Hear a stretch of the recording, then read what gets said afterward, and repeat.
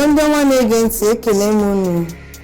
Udo dịrị unu n'aha Jizọs. Aha m bụ Gift Chimere Ogbonna. Abụ m onye Abia steeti, local gọọmenti dị n'Obingwa.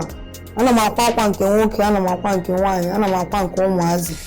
Enwekwara m ndị na-amụ n'aka m na-akụziri ka esi akwa akwa. Ọ bụ mmasị m ịkwa akwa n'ihi na ka obodo anyị bụ Naịjirịa si wee dị. Oge m gụchara akwụkwọ na university, agụrụ m mass communication. So anyị agụsị ya pụta chọbazi n'ọrụ, anyị afụ ọrụ ka nọzi na-achọzi n'ihe mmadụ ya emenụ, mmadụ agha nọrọ na nkịtị. Wee sizie ka nje mụọ ka esi akwa akwa. Wee bido na 2012 ka m wee bido ịmụ ịkwa akwa ahụ. Amụgo m the thing, mana ka ọ dị m abụghị ka o si dị m n'obi. Wee jụọ onwe m sị, ndị a na-akwa akwa a na-akirigasị na ihe onyonyo ha bụ isi abụọ na-akwa ndị mmadụ dịka m. Wee jere ebe a na-akpọ fashion school n'olu oyibo wee mụọ ịkwa akwa n'otu afọ. Ka m mụchaziri ya n'afọ 2016 wee nọzie na nke m. Anọ m n'ụlọ m, so ọ bụkwa onye mkpachara ojegbu onye ọzọ si ya baa na-emekwe akwa nwaanyị ya kwara. Ihe a ka emegideziri nnọọ, akwa wee juzie ebe niile.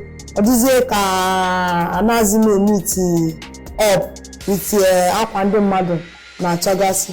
Mbabidozie chọbazie ndị ya enyere m aka na-akwa kebụl na-akọtụ n'ebe ebe ha ma na-aja enyere m na-akwakọ ya ọnụ. Na 2019 bịazie pụtazie Igbo ebe ahụ ka anyị sizi ya na 2019 duzie kịta ebe anyị nọ. Obi dị m ụtọ nnọọ na ọ bụghị ọsọsọ na m na-akwa akwa, mana obi dị m ụtọ karịa na enwere m ndị ọzọ ndị na-akụziri ha wajekwe kụziere ndị ọzọ. Because ọ bụrụ sọ mụ na-akwa n'onwe ndị na-amụta n'aka m, ọṅụ ahụ ya eju afọ. Mana kịta ekele m Chineke n'ihi na enwere m ndị ọzọ na-akụziri. O nwere ndị bụ ndị kọstọma, onweghị ihe kwara n'ụwa ya eju ha afọ, mana ihe bara uru dị na ya bụra ha gwa gị ka o si wee dị ha n'obi. Ọ ga-enyere gị aka wee chọọ ụzọ ọzọ ya esi mee ya ka ọ dị mma n'anya. Because onye nọ ịkwa nke ịkwara ọ dị mma ọ dịghị mma, ha chịrị nawa ya ha ama oge ị na-eme ọfụma na oge ị na-anaghị eme ọfụma. Nke a bụ ofu. Ọzọ bụ ọkụ. Because ebe anyị nọ kịta, ọkụ nwere ike nọọ ụbọchị abụọ anyị afụbeghị ọkụ. Ihe ọgbatumtum jenaretọ ka anyị ji akwa akwa, and ihe ọgbatumtum a na-azụ everyday beta na ọnụna ma n'ahụ ọzụgide nwere ike ruo otu ụbọchị ọ kwụsị ịrụ ọrụ. So ihe ndị a niile tigasị ese na ihe na-enye anyị nsogbu. Ọ bụrụ na Naịjirịa ya adị mma dịgide na mgbe niile mmadụ chọrọ ọkụ eletrik afị ya, ihe afụ na ọ ga-enyere ndị ọrụ aka ndị dịka anyị aka. Mgbe ọbụla anyị chọrọ ọ na-eme ọrụ anya na-aga were. Ndụmọdụ m na-enye onye ọbụla nwere mmasị ime ọrụ a ịkwa akwa bụ ihe ọbụla ị chọrọ ime, tinye ya uchi, tinye obi gị niile na ya. Because asị ndị oyibo si na nothing good comes easy. Onweghị ọbụla mmadụ na-eme n'ụwa na-enweghị ọdachi. So ihe m na-agwa onye ọbụla, nwa gị nwoke nwa gị nwaanyị si na ya chọrọ ịmụ ka esi akwa akwa, ọ ka anyị mee onye ahụ encourage, nwekwa onye ahụ support. Because mmadụ na-eme ihe na-enwe onye na-akwado ya, ihe ahụ ya agazi ọfụma, ọ ya adịrị anyị niile na mma. Onye na-abata ugbu a onye just mechaa 3 months project ya. Anyị na-ejọs na ebe a for 3 months ihe ọ kwagasị. Nke a ka a na-akpọ peplum skirt and blouse. Ine ya anya ifu na ọ kwara ya ọfụma. Ebe a o tinyere ya net. Nke a bụ style o ji wee kwa ya. O wee tinyekwa net na ebe a.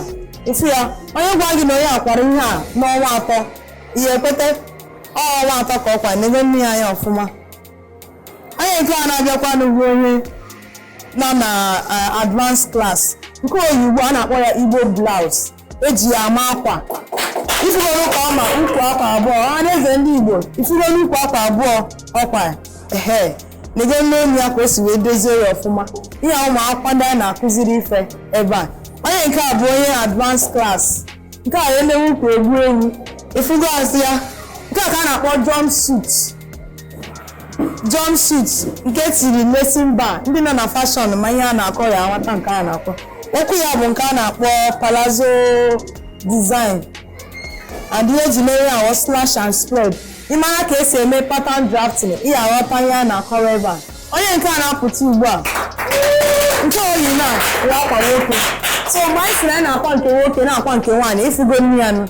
Ihe akwa nwa akwụkwọ. Nke a na-akwa akwa nwoke. Ọkwa dị oke. Nke a bụ onye ọzọkwa. Nke a ndị na-emesigo. Ifugonu nke a ka a na-akpọ corset.